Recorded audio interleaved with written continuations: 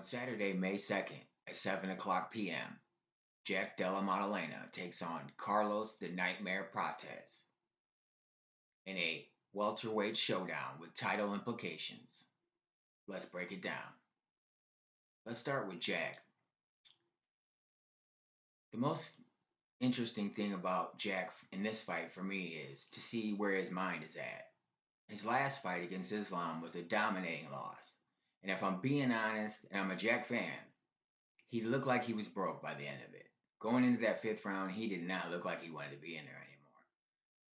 Now, that could just inspire him. He could have went back and got a fire lit under his ass and just trained hard and gotten even better. And he's improved a lot. But it also could have planted that splinter of doubt in his brain. It just is there, it's in there. And he could be totally confident, but then you get hit with one clean punch and you think, oh no, not again. And then it just starts to build up until you just give up again. That happens to a lot of guys. Let's hope that doesn't happen to Jack. I don't think it will. I think he's going to come back, he's going to be focused, and he's going to be ready. But that is something that I'm going to be looking for all week. How does he look in the press conference? How does he look at the weigh-ins? Does he look ready? Does he look nervous? He's not really a talker, so it's going to be hard to judge based off his interviews and whatnot. He's not really, you know, ultra personality guy, but still, I think we'll be able to get a judge on just how confident he is. For Jack, from a tactical standpoint, distance control is going to be key for him. He wants to be in boxing range. Don't get me wrong, his kicks have improved. If you go back to that Bilal Muhammad fight, Bilal didn't know where the kicks were going. He was kicking his leg, kicking the body, going to the head. He's really improved in that. However, his moneymaker is his boxing. He has extremely clean, excellent boxing. To the body, to the head, he sets things up. He's got great head movement. He does this thing where he throws the jab, doesn't throw right away after, kind of ducks down, slides off angle a little, waits for a counter, and then counters the counter. He does that beautifully, particularly against, again, if you go back and watch that Bilal fight, he put on a master class in head movement in that fight.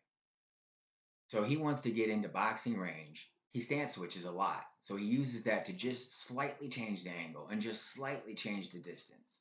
So that way he can throw his punches, but the opponent is missing because he's changing the angle and the distance just slightly. So he does have power. Jack can hit and he can knock anyone out. But I haven't really seen Carlos be hurt by anybody. So I wouldn't anticipate Jack's going to knock him out. But it definitely could happen. Now, as far as Carlos, he's more of a Thai boxer, so he wants to fight at a little bit longer of a range than Jack.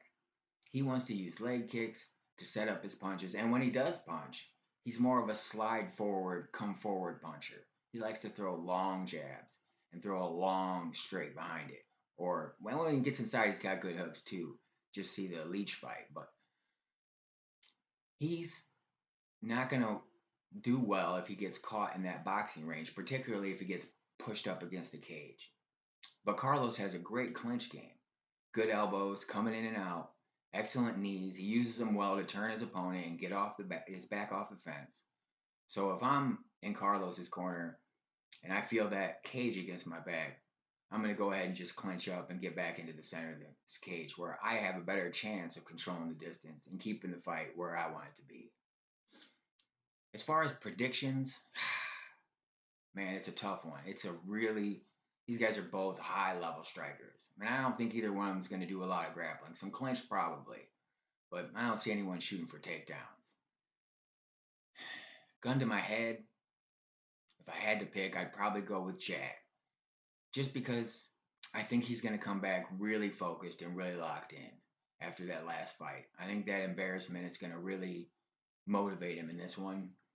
And I don't think either guy's going to knock each other out. I think it's going to go the distance. I think it's going to be a fun fight. I think it's going to be back and forth, but I think Jack's going to win a close decision, like, by one round maybe. But on the other hand, Carlos pretty much knocks out everybody outside of Ian Gary, which Ian did the opposite. Ian stayed away. He kept the distance. He's much longer. Ian's such a big guy for that weight division. And he kept the distance, and Carlos couldn't find a way to get inside his range where he wanted to strike. He did pick it up late in the third round, and if that's a 5 round fight, maybe it goes different. But Jack's not going to do any of that. He's not going to be dancing around on the inside. He's going to come forward and he's going to try to put the pressure on Carlos. So, again, if I'm Carlos, the only thing that worries me, and then the reason why I'm going with Jack, I think, is because Jack stance switches, while they're exchanging, I just feel like he's got a better chance of avoiding the big shot. Carlos moves straight in and out. And if they're exchanging, man, I just don't. But then again, if Carlos hits you with one clean one, you can fly in the air like Leon Edwards. So it's a pick 'em for sure. I can't say with any confidence who's going to win, but it's going to be a great fight. I can't wait for this one. I've been excited for this one since they announced it. It's going to be a banger. So there you go. That's my analysis for this fight. So until the next one, peace.